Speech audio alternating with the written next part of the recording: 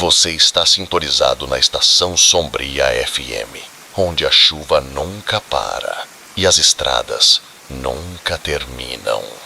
A história dessa noite chega pelo chiado até você. Então relaxe, ouça com atenção e não olhe pelo retrovisor. Sei que vocês usam este vídeo para adormecer, então antes disso, curtam o vídeo e inscrevam-se no canal. Aliás, de onde vocês são e que horas estão assistindo agora? Acomodem-se e relaxem.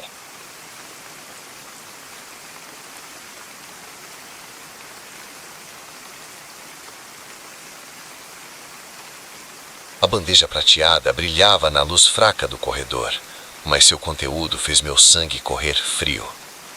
Eu havia feito check-in no Hotel São Cristóvão naquela noite, exausto após um longo dia de reuniões. O saguão era imponente, com mármore polido e lustres de cristal, mas havia algo estranho nele. Talvez fosse o carpete levemente desbotado ou a maneira como o sorriso da recepcionista não chegava aos olhos. "Desfrute sua estadia, senhorita Ferreira", ela disse, entregando-me o cartão da chave. Era apenas minha imaginação ou seus dedos hesitaram um pouco tempo demais? Meu quarto ficava no 13º andar.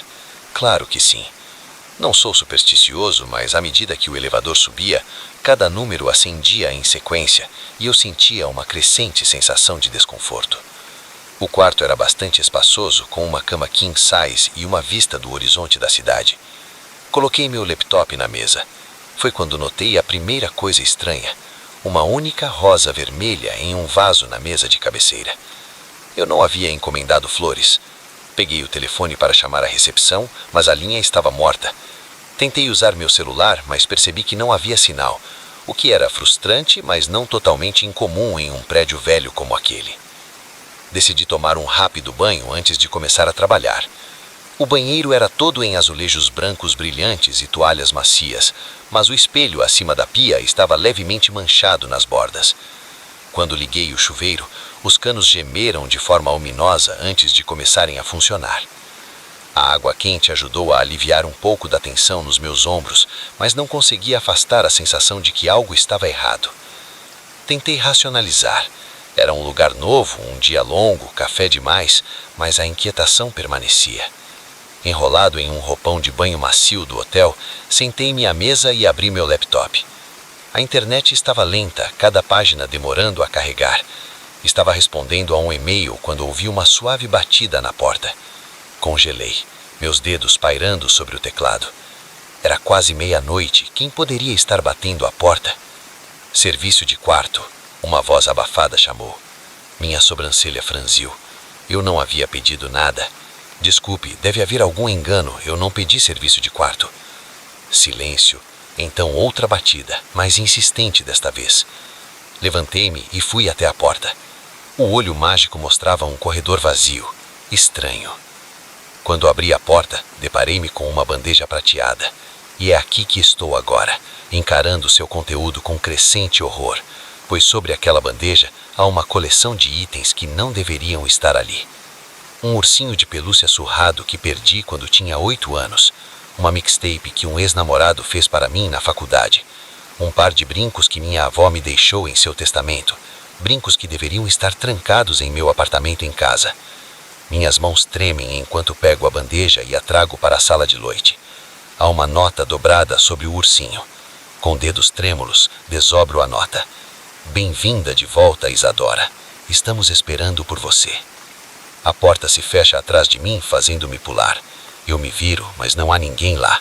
Apenas o corredor vazio visível através do olho mágico. Meu coração acelera à medida que tento entender o que está acontecendo. Como essas coisas chegaram aqui? Quem as trouxe? E o que aquilo significava? Nunca estive neste hotel antes. Peguei meu telefone novamente, tentando desesperadamente conseguir um sinal. Nada. O quarto de repente parecia menor, o ar denso e opressivo. Eu precisava sair dali. Vesti algumas roupas e calcei os sapatos, sem me importar com os cadarços. Quando alcancei a maçaneta, as luzes piscam uma vez, duas e depois se apagam completamente. Por um momento fui mergulhado na total escuridão. Então, lentamente, Um fraco brilho verde emanava dos itens na bandeja e os olhos do ursinho pareciam me seguir enquanto eu me afastava. Minhas costas colidiram contra a parede. Um zumbido baixo preenchia o ar e se tornava mais alto a cada segundo que passava, vindo de todos os lugares e de lugar nenhum ao mesmo tempo. O espelho do banheiro começou a tremer em sua moldura. Corri de volta para a porta, tentando girá-la, mas com minha mão suada, minha palma escorregou no metal cold. Não estava girando, estava trancada. "Ajuda!" gritei, batendo na porta. "Alguém me ajude!" Mas meus gritos eram abafados pelo zumbido crescente. O chão sob meus pés começou a vibrar, quadros caíam das paredes e se estrilhaçavam no carpete. E então, de repente, tudo parou. As luzes piscaram de volta, revelando um quarto em desordem, mas a bandeja e o seu conteúdo impossível haviam sumido. Eu colapsei no chão, costas contra a porta, tentando recuperar o fôlego. O que acabou de acontecer? Um novo som quebra o silêncio, o alegre ping de um e-mail chegando. Meu laptop, de alguma forma inalterado na mesa, brilha com uma mensagem não lida. O remetente é um endereço que não reconheço. Hotel São Cristóvão, a Eternidade C. A linha do assunto diz: sua estadia conosco. Enquanto pensava em como clicar, o e-mail se abre por si só. Esperamos que você esteja aproveitando seu retorno ao Hotel São Cristóvão como um convidado valioso. Preparamos alguns momentos de suas estadias anteriores conosco. Seu quarto foi especialmente preparado para aprimorar sua experiência. Esperamos que você nos acompanhe durante sua visita. Desta vez, o check-out antecipado pode ser problemático. Gestão. Estadias anteriores? Eu nunca estive aqui antes, estive? Uma batida na porta me faz pular. Uma voz alegre me chama. Aproximo-me cautelosamente e olho pelo olho mágico. Uma mulher mais velha em um uniforme de limpeza, seu carrinho visível atrás dela. Contra meu bom julgamento, abro a porta ligeiramente. Desculpe, mas eu não pedi serviço de limpeza. O sorriso da faxineira nunca vacila. Mas querida, você sempre pede quando fica conosco. Eu nunca fiquei aqui antes, insisto, minha voz tremendo. Ela ri, um som como folhas secas quebrando sob os pés. Você foi nossa convidada muitas vezes, você apenas não se lembra. Antes que eu possa responder, ela passa por mim e vai para a sala de noite. Eu me inclino para trás, observando em silêncio estupefato enquanto ela começa a arrumar a bagunça de antes. Não, ela se apressa a pegar uma moldura de foto caída. Não podemos deixar você fazendo tanta bagunça. Isso perturba os outros hóspedes. Eu não vi mais ninguém. A faxineira para e se torna para me encarar com aquele mesmo sorriso imutável. Oh, eles estão aqui. Eles estão sempre aqui, assim como você. Ela retoma a limpeza, cantando suavemente para si mesma. Eu fico paralisado enquanto ela se move pelo quarto com eficiência. Em poucos minutos, o quarto está impecável, cada item em seu devido lugar. Satisfeita, ela suspira. Agora você deve descansar, querida. Amanhã sempre é um grande dia aqui no São Cristóvão. Enquanto empurra seu carrinho para a porta, um pensamento me ocorre. Espere, mas o que você quis dizer com isso? Eu nunca me lembro o que está acontecendo aqui. A faxineira para na porta, de costas para mim. Quando ela fala, sua voz perdeu o tom alegre e foi substituída por algo antigo e cold. Aqui, senhorita Ferreira, para alguns é um momento, para outros é uma eternidade. Mas para você, bem, você é especial. Você continua voltando, sempre se esquecendo, sempre revivendo. É realmente fascinante. Ela se vira para mim e eu suspiro. Seus olhos estão completamente negros, como cavidades vazias. Agora, diz ela suavemente, quando você acordar, tudo começará de novo. E quem sabe, talvez desta vez você finalmente se lembre. A porta se fecha atrás de mim com um suave clique. Eu corro para abri-la, mas está trancada novamente. Uma súbita sensação de tontura me sobrecolhe. Eu caio na cama, meus membros de repente pesados e meus olhos se fechando contra minha vontade. A última coisa que vejo é o vaso na mesa de cabeceira. Uma nova rosa vermelha apareceu, seus pétalos brilhando na luz fraca. Amanhã eu acordarei em minha própria cama, em meu próprio apartamento. Ou talvez no Hotel São Cristóvão, cansada de um longo dia de viagem. A recepcionista irá sorrir, não chegando totalmente aos olhos, e dirá: desfrute sua estadia, e tudo começará de novo.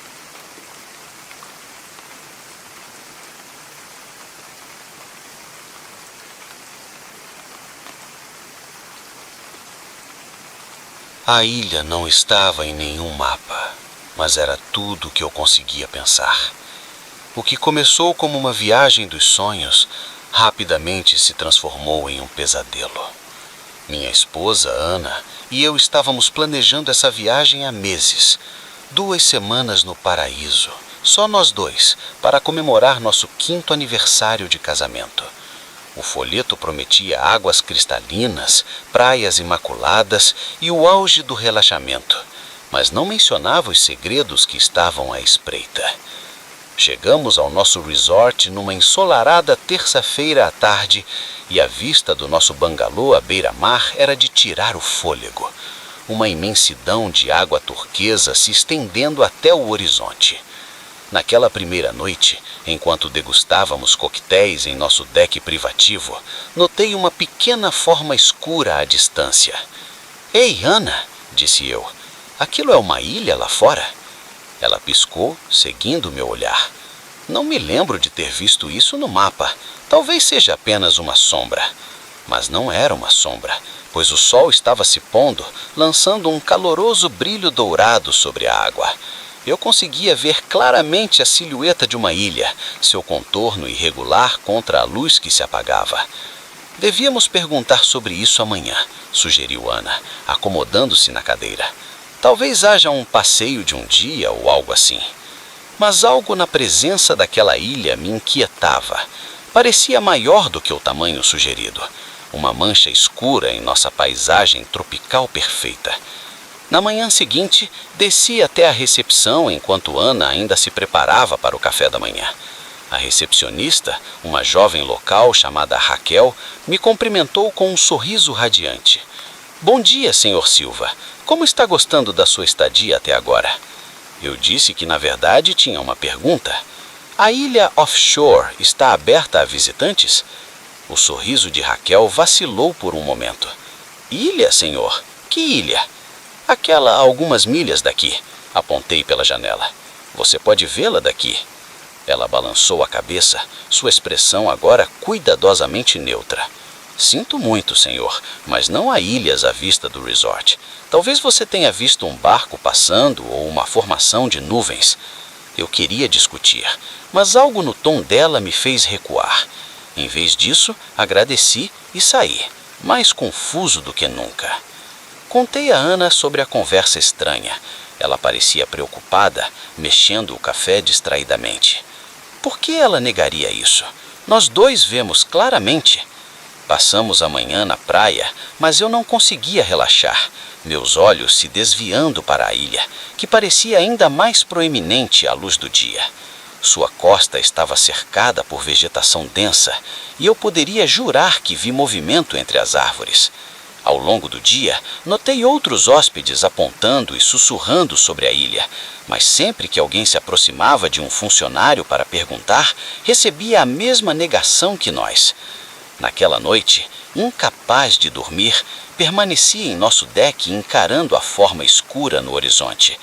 Uma luz fraca piscava entre as árvores por um momento e desaparecia no seguinte. Minha pele se arrepiou apesar do calor da noite. De repente, um zumbido baixo preencheu o ar.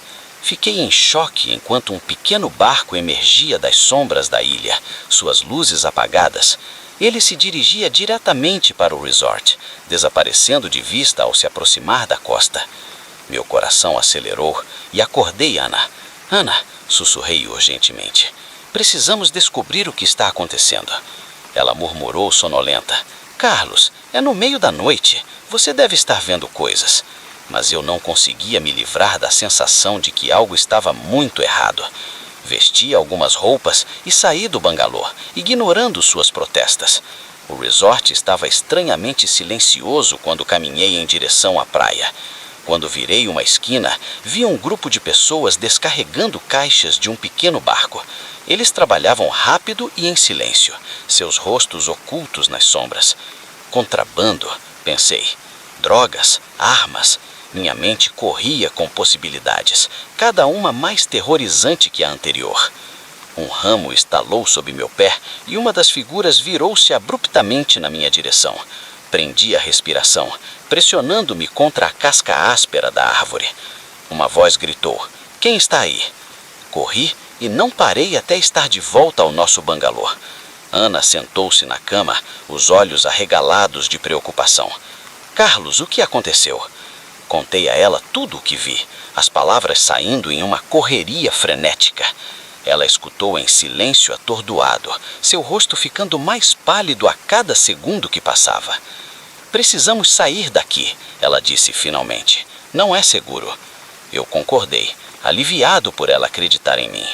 Passamos o resto da noite arrumando nossas malas, pulando a cada som do lado de fora. Quando a primeira luz da manhã apareceu no horizonte, levamos nossas malas até a recepção. Raquel estava ali novamente. Seu sorriso era brilhante e artificial como sempre. "Saindo tão cedo?" perguntou, seu tom leve, mas seus olhos alertas. "Emergência familiar", menti. "Precisamos voltar para casa imediatamente." Os dedos de Raquel voaram sobre o teclado. "Sinto muito ouvir isso. Deixe-me verificar sua reserva." Ela franziu-a diante da tela. "Oh, Jerry, parece que há um problema com sua reserva. O sistema mostra que você deveria ficar mais uma semana." Meu estômago despencou. "Você quer dizer o que com isso? Estamos saindo agora." O sorriso de Raquel nunca vacilou. "Eu entendo, senhor, mas temo que isso não seja possível. Sua estadia conosco ainda não acabou." Uma onda de frio percorreu minha espinha. Agarrando a mão de Ana, virei-me para sair, mas 2 homens grandes em uniformes do resort bloquearam nosso caminho. "Por favor, senhor Silva", disse Raquel, sua voz agora áspera. "Retorne ao seu bangalô e resolveremos isso mais tarde." Os dias seguintes foram um borrão de medo e confusão. Fomos prisioneiros no paraíso. Cada movimento nosso era vigiado e os outros hóspedes pareciam indiferentes à nossa situação, rindo e brincando na praia como se nada estivesse errado. Cada noite eu via o barco fazer sua viagem clandestina da ilha.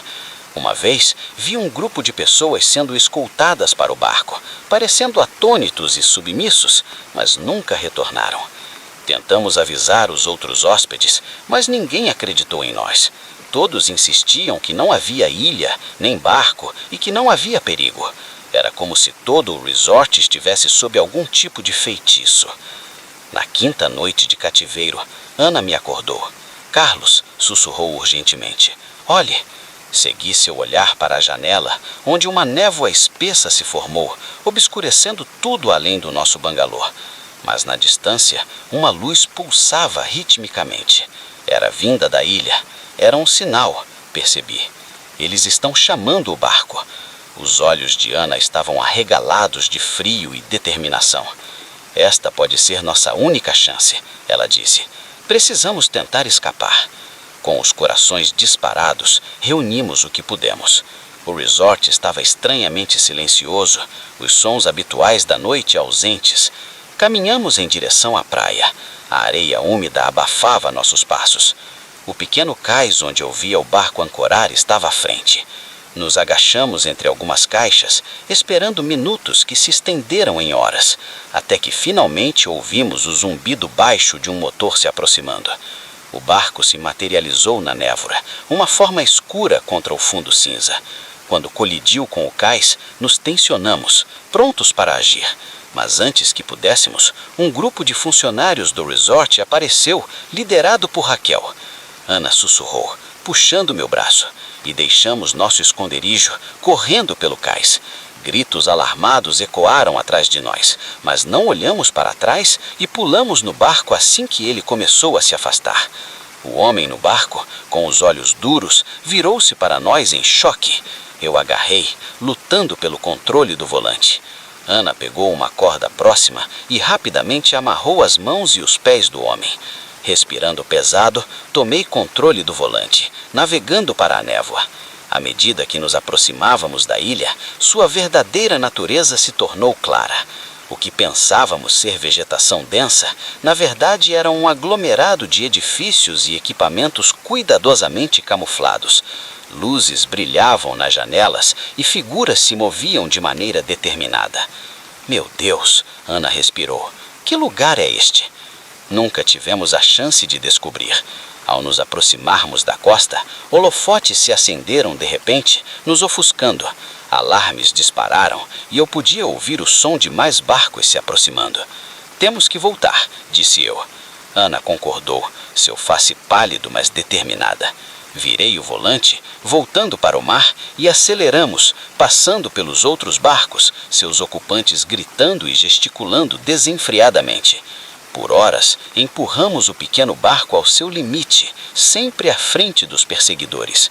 Ao amanhecer, finalmente avistamos outra ilha à distância, uma ilha real dessa vez, com um porto movimentado. Atracamos entre um grupo de barcos de pesca e nossas pernas tremeram ao pisarmos em solo firme. A polícia local foi cética em relação à nossa história no começo. Mas o capitão do barco, uma vez desamarrado, corroborou o suficiente para iniciar uma investigação.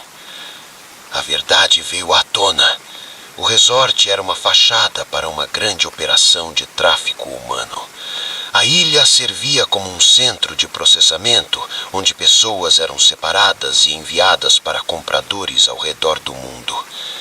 Vítimas foram resgatadas e uma rede de funcionários corruptos e empresários foi exposta. Ana e eu voltamos para casa abalados, mas gratos por estarmos vivos. Nunca mais fizemos outra viagem tropical. Aprendemos que alguns paraísos é melhor deixar intocados.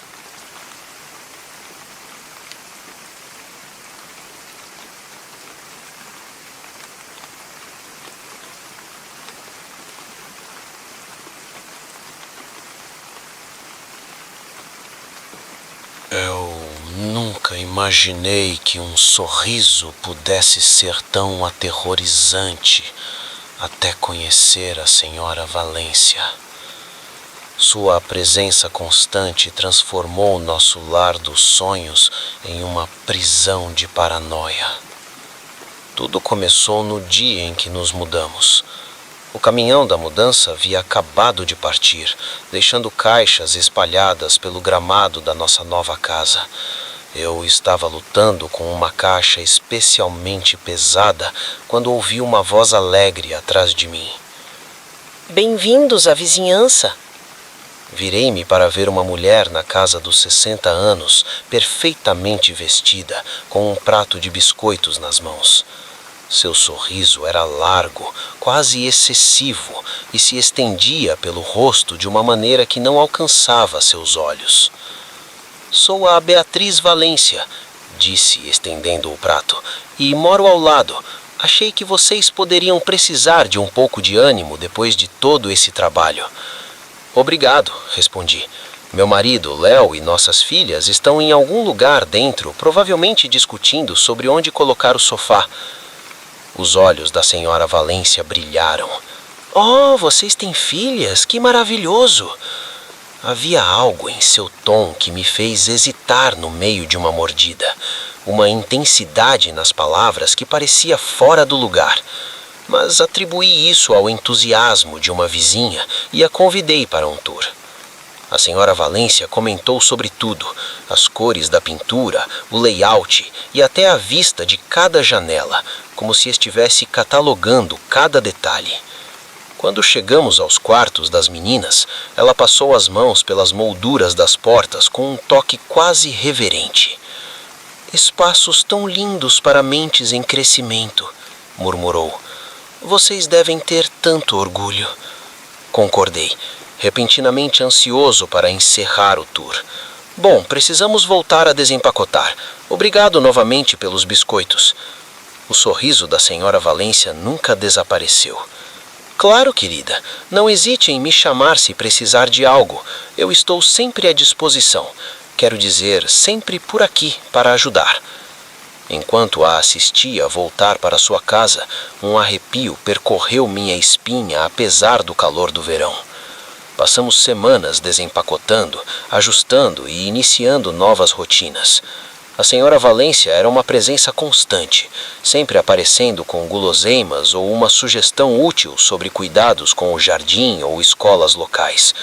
A princípio, apreciei sua simpatia, mas logo suas visitas começaram a parecer menos gestos de amizade e mais inspeções.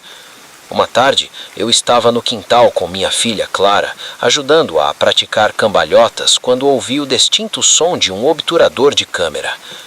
Olhei para cima e vi a senhora Valência guardando o seu celular. "Oh, não se preocupe comigo", disse acenando da janela de cima. "Eu adoro capturar momentos especiais. Vocês duas estão tão adoráveis juntas." Forcei um sorriso e acenei de volta, mas por dentro meu estômago se revirava. Por que ela estava nos fotografando? E há quanto tempo ela estava nos observando? Naquela noite, mencionei isso a Léo, que riu, dizendo que ela provavelmente era apenas uma senhora solitária que sentia falta de crianças por perto. Mas eu não consegui me livrar da sensação de desconforto que havia se enraizado em meu estômago. Conforme as semanas passavam, o comportamento da senhora Valência começou a ficar cada vez mais errático. Ela parecia conhecer nossas rotinas melhor do que nós, aparecendo frequentemente quando estávamos saindo para o trabalho ou escola. Uma vez, voltei para casa e encontrei-a no nosso quintal podando nossos roseirais sem convite. "Espero que não se importe", disse com o seu sorriso sempre presente. Percebi que elas precisavam de um pouco de cuidado e não consegui me controlar. Eu queria ficar irritada e dizer que ela deveria ficar longe de nossa propriedade, mas algo em seus olhos me deteve, uma necessidade desesperada que me fez hesitar. "Isso é muito gentil da sua parte", disse, conseguindo dizer. "Mas no futuro, por favor, pergunte antes de entrar em nossa propriedade." O sorriso dela vacilou por um momento, um flash de algo desolado cruzando seu rosto e então desapareceu, substituído pela expressão alegre de sempre. "Claro, querida, não quero ultrapassar os limites." Mas ela ultrapassou várias vezes. Apareceu no jogo de futebol de Clara, torcendo mais alto do que qualquer um dos pais. Apareceu no supermercado, coincidindo com a mesma hora que eu. Até começou a deixar mensagens de voz com informações detalhadas sobre o clima, caso esquecêssemos de verificar a previsão. Uma noite de outubro, Léo e eu estávamos desfrutando de uma rara noite juntos, deixando as meninas com uma babá. Retornamos para casa e encontramos a senhora Valência sentada na nossa varanda com uma expressão desaprovadora. "A babá?", disse, com a voz pesada de desprezo. "Está com o namorado aqui." Meu sangue congelou. Como ela sabia? Estaria ela observando nossa casa o tempo todo em que estávamos fora? Léo, que geralmente era o mais calmo de nós, finalmente perdeu a paciência. "Senhora Valência, isso precisa parar. Você não pode continuar nos espionando. Agradecemos sua preocupação, mas..." Por um momento, a fachada da senhora Valência se quebrou, o sorriso desaparecendo, substituído por um olhar de dor e lonedade tão intenso que quase me senti mal por ela. "Estou apenas tentando ajudar", sussurrou, "para que vocês fiquem seguros e fazer parte de..." "Vocês não entendem", disse Léo, suavizando-a um pouco. "Entendemos que você pode estar se sentindo solitária, mas esse não é o jeito de fazer amigos." Ela se levantou lentamente, os ombros curvados. "Vocês não entendem", disse ela, sua voz de repente fria.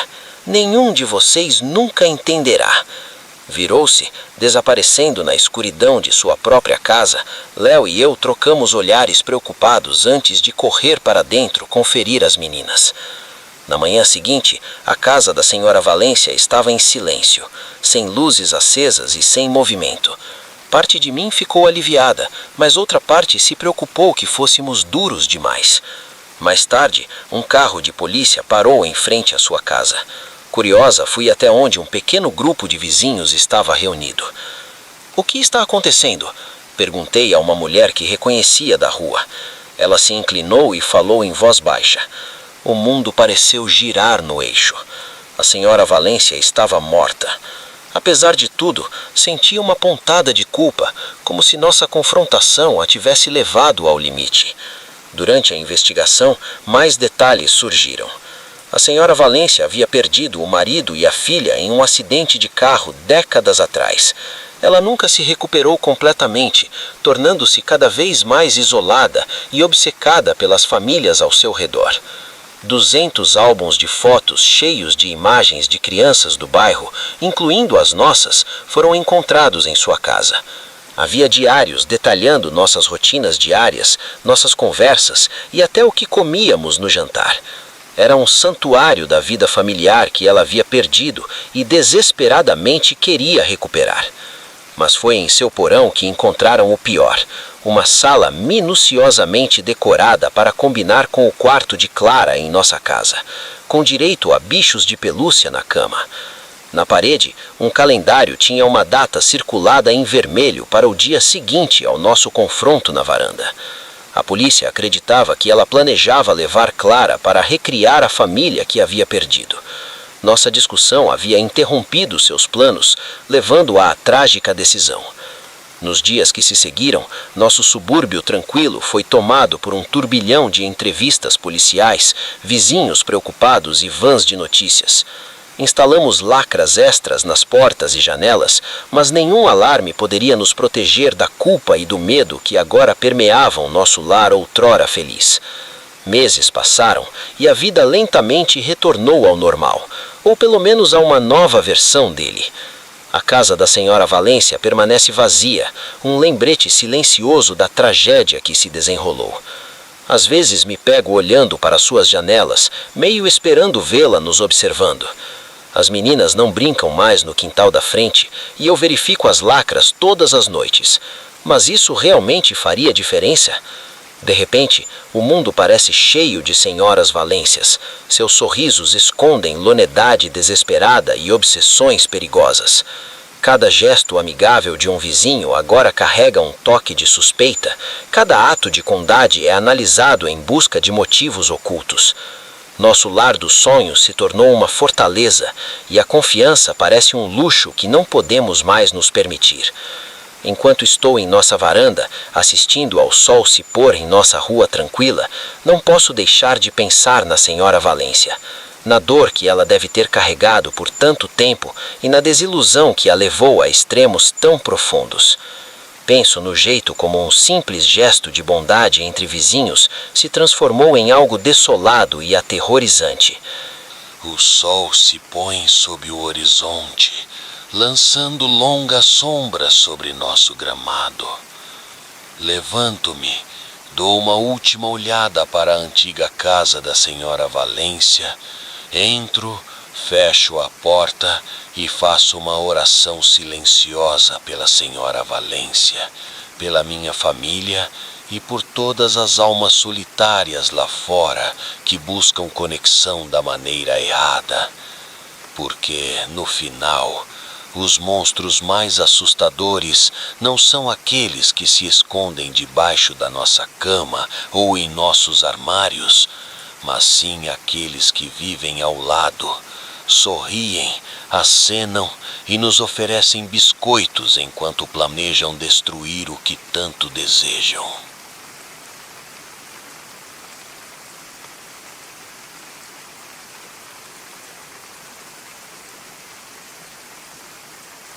O teleférico parou, nos deixando pendurados sobre o abismo enquanto o vento gelado uivava.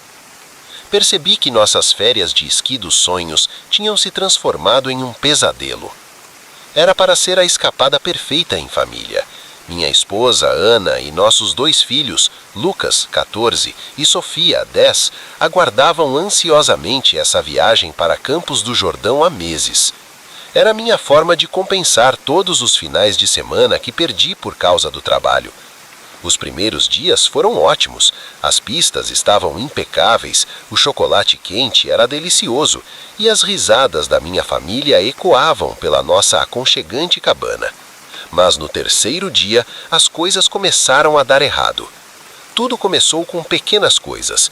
Os esquis de Lucas misteriosamente se soltaram durante uma descida, fazendo-o cair. As novas goggles de Sofia desapareceram do nosso armário. As luvas favoritas de Ana estavam sumidas. Devem ser os gremlins, brinquei, tentando aliviar o clima, mas a expressão de Ana me disse que ela não achou graça.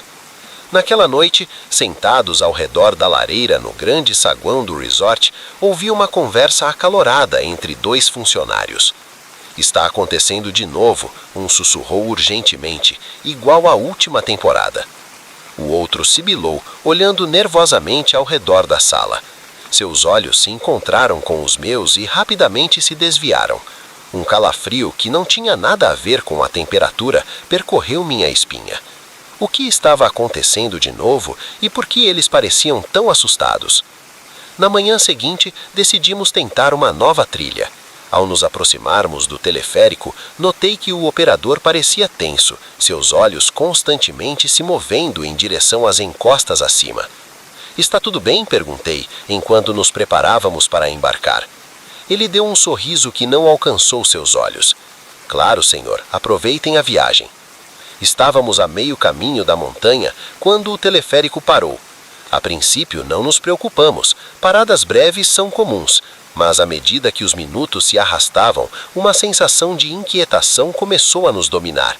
"Pai, estou com frio", Sofia reclamou, aconchegando-se mais perto de Ana. "Está tudo bem, querida", a tranquilizei, mesmo enquanto a dúvida roía meu estômago. "Eles vão nos mover logo." Mas não moveram. O vento começou a uivar ao nosso redor como uma besta faminta e a neve começou a cair, flocos espessos que obscureceram nossa visão do resort abaixo. Depois do que pareceu uma eternidade, ouvimos um estalo nos alto-falantes conectados à torre do elevador. "Atenção, passageiros, estamos enfrentando dificuldades técnicas. Por favor, mantenham a calma. Nossa equipe está trabalhando para resolver o problema." "Dificuldades técnicas?", zombou Lucas. "Aposto que é o Wendigo." Queria ignorar seu comentário, mas após os estranhos acontecimentos dos últimos dias, não me senti inclinado a fazê-lo. A escuridão caiu e a temperatura despencou. Nos reunimos e compartilhamos o pouco de calor que podíamos. Sofia havia parado de reclamar há muito tempo. Seu silêncio era mais preocupante do que suas lamentações anteriores. De repente, um grito cortou a noite, vindo de mais alto na montanha. "O que foi isso?", Ana sussurrou, sua respiração visível no ar gelado. Antes que eu pudesse responder, ouvimos novamente um grito horrível que parecia ecoar nos picos ao redor. Ele foi seguido de uma série de estalos altos e um tremor que sacudiu nosso teleférico. "Avalanche", eu respirei, meu coração disparando, mas não parecia certo. O tremor era muito ritmado, quase como passos. Foi então que eu vi. Uma forma maciça emergiu da escuridão, movendo-se com uma rapidez impossível para seu tamanho. Era vagamente humanoide, mas grotescamente deformada, com lembros que pareciam longos demais e uma cabeça que era pouco mais do que uma boca escancarada. Quando passou sob nós, consegui vislumbrar seus olhos, coisas frias e mortas que, no entanto, ardiam com uma inteligência malévola. Estava carregando algo, uma forma limpo que percebi com horror que era uma pessoa. "Oh, meu Deus!", Ana ardefeu, tapando a boca com sua mão, e a criatura pausou. Sua cabeça se virou em nossa direção por um momento de tirar o fôlego. Eu tinha certeza que ela nos notou, mas então continuou, desaparecendo na neve em turbilhão. "Pai", a voz de Lucas tremia, toda a pose adolescente desaparecida. Que diabos foi aquilo? Eu balancei a cabeça, incapaz de formar palavras. Minha mente se recusava a fazer sentido do que havíamos acabado de ver. Era impossível, e então... O teleférico voltou à vida tão repentinamente que quase caímos. Enquanto descíamos, vi figuras se movendo rapidamente nas encostas abaixo, suas lanternas cortando a escuridão. Quando finalmente chegamos à estação, uma equipe de funcionários com rostos sérios nos apressou para dentro, seus olhares se desviando nervosamente em direção à montanha que se erguia atrás de nós. A pousada estava em caos. Os hóspedes exigiam respostas, crianças choravam e a equipe parecia sobrecarregada. Consegui puxar um dos funcionários que reconhecia de antes. "O que era aquela coisa lá em cima?" perguntei. Ele olhou ao redor antes de se inclinar perto. "Você a viu?" sussurrou. Quando assenti, ele praguejou em voz baixa. "Disseram que era apenas uma história, uma lenda para assustar turistas, mas é verdade. O Endigo é real." "O Endigo?" Ana interveio, reconhecendo o mito. O funcionário acenou solenemente. "Este resort foi construído em solo sagrado. Os anciões nos alertaram, mas os proprietários não ouviram, e agora está acordado e faminto." Do outro lado da sala, um casal angustiado implorava ao gerente. "Por favor, ajude-nos a encontrá-la." A mulher estava chorando. "Nossa filha está desaparecida." Meu sangue gelou ao lembrar da forma inerte nos braços da criatura. O gerente tentou acalmá-los, assegurando que equipes de busca estavam a caminho e que a péssima recepção de celular era a culpada, mas eu vi o medo em seus olhos. Ele sabia. À medida que a noite avançava, mais relatos de hóspedes desaparecidos chegavam. A equipe se tornava cada vez mais frenética, se aglomerando em cantos e sussurrando urgentemente. Ouvi fragmentos sobre conter a situação e chamar os especialistas. Voltamos para nossa cabana e trancamos a porta, gratos por estarmos seguros, mas o terror do que testemunhamos pairava sobre nós como um manto. Por volta da meia-noite, um grupo de homens de aparência austero em ternos escuros chegou e falou brevemente com o gerente antes de se dirigir à multidão. "Senhoras e senhores", um deles anunciou, sua voz carregando um ar de autoridade. "Devido às circunstâncias imprevistas, estamos evacuando o resort. Ônibus chegarão em breve para transportá-los para um local em segurança. Reúnam seus pertences e preparem-se para partir." Confusão e medo varreram a sala. Evacuar no meio da noite durante uma tempestade de neve? Enquanto arrumávamos nossas coisas, não conseguia me livrar da sensação de que estávamos fugindo de algo muito pior do que o mau tempo. A imagem daquela forma monstruosa na montanha assombrava meus pensamentos, sua fome palpável mesmo à distância. A viagem de ônibus para abaixo da montanha foi tensa e silenciosa. Sofia finalmente cedeu ao cansaço, dormindo inquieta nos braços de Ana. Lucas olhava pela janela, seu rosto pálido e sem expressão. Quando chegamos à base da montanha, um arrepiante uivado ecoou pela noite. O motorista do ônibus acelerou, os nós dos dedos brancos no volante.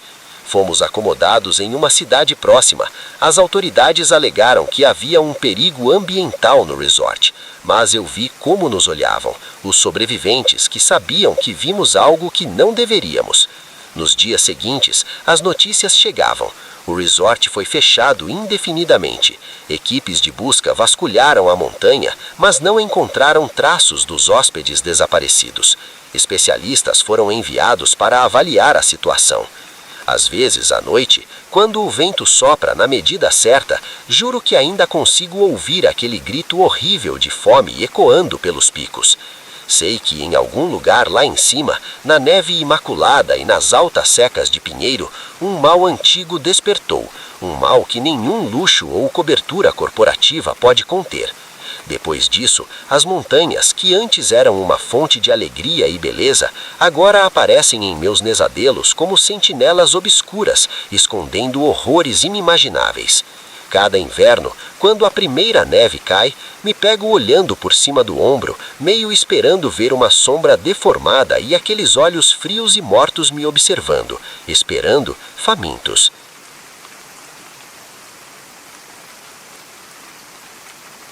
A velha casa rangia e gemia, mas não era o encanamento que me impedia de dormir naquela noite.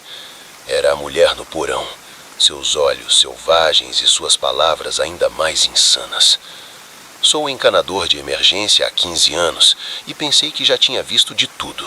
Canos estourados, porões alagados e até uma cobra ou outra em um banheiro. Mas nada poderia me preparar para o que encontrei na Rua dos Andorinhas, número 1313. Era 1 da manhã quando recebi a chamada. A voz do despachante ecoava pelo rádio, me passando o endereço e uma breve descrição do problema. Vazamento no porão. Situação urgente. Peguei minhas ferramentas e saí para a noite. A casa se erguia diante de mim, uma monstruosidade vitoriana que parecia estar sucumbindo ao peso de sua própria história. A tinta descascava da madeira em longas tiras ondulantes, e os degraus da varanda rangiam ameaçadoramente sob meus pés. Hesitei antes de bater, um calafrio percorrendo minha espinha que nada tinha a ver com o ar frio da noite. Bati novamente, mais forte desta vez, mas não houve resposta. Justo quando estava prestes a desistir, a porta se abriu sozinha. Olá, sou o encanador de emergência. Tem alguém em casa? O silêncio me cumprimentou, quebrado apenas pelo gotejar constante da água vindo de algum lugar profundo da casa. O interior era uma bagunça de papel de parede desbotado e antiguidades empoeiradas. Uma única lâmpada piscava fracamente no corredor, projetando sombras longas que pareciam se mover quando eu não olhava diretamente para elas. O som do gotejar aumentava à medida que eu me dirigia ao que supus ser a porta do porão. De repente, uma voz veio de baixo, tão baixa que quase não a ouvi. "Estou aqui embaixo", sussurrou, enviando um arrepio pela minha espinha. "Por favor, me ajude."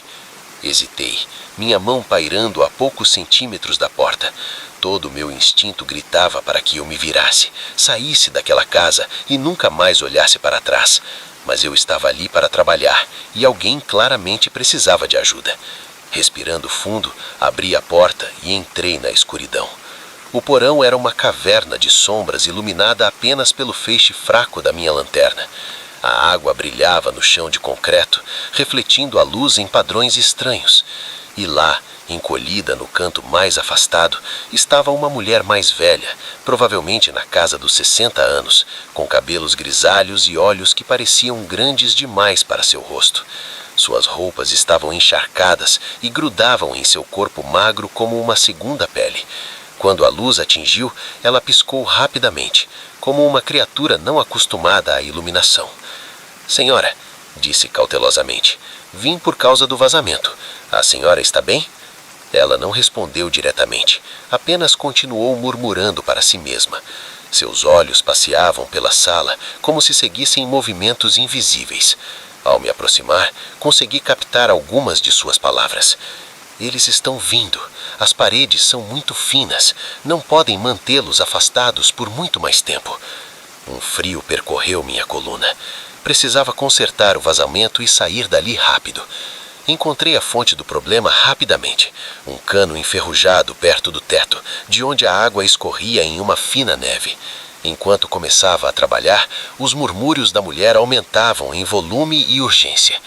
"Você não entende", disse ela de repente, claramente. "O problema não é a água, mas o que está na água." Tentei focar na minha tarefa, mas suas palavras infiltraram-se na minha mente. "As coisas sobrenaturais, elas usam os canos, você sabia?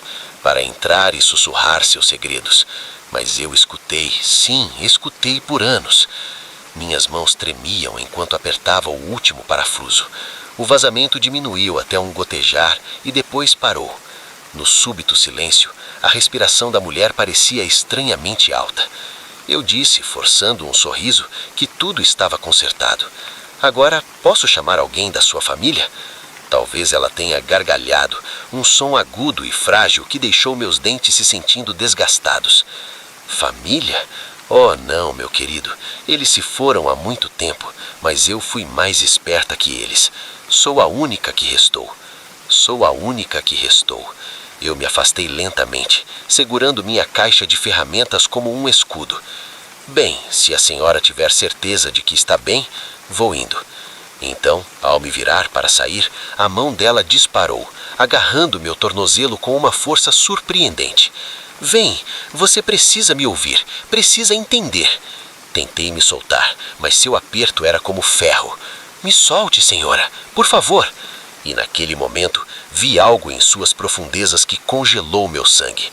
Não era só loucura que eu vi ali, ou pelo menos não era só loucura. Era conhecimento, um conhecimento terrível e pesado que nenhum ser humano deveria possuir. Eles estão nos canos, sussurrou ela, sua voz adquirindo uma qualidade de urgência. Nas paredes, no próprio ar que respiramos, esperando.